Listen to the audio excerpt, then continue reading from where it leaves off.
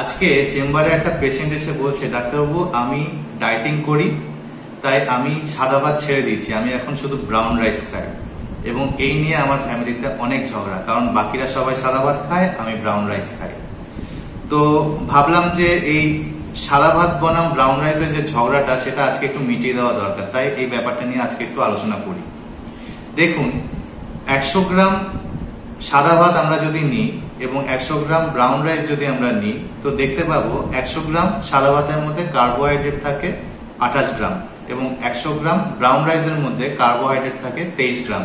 অর্থাৎ brown রাইসে carbohydrate 5 গ্রাম কম থাকে সাদা ভাতের তুলনায়।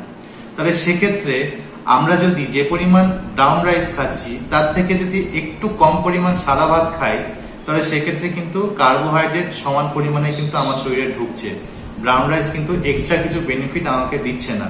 সুতরাং আমরা ব্রাউন রাইসের পরিবর্তে কিন্তু সাদা ভাত খেতেই পারি, কিন্তু পরিমাণটা একটু কম।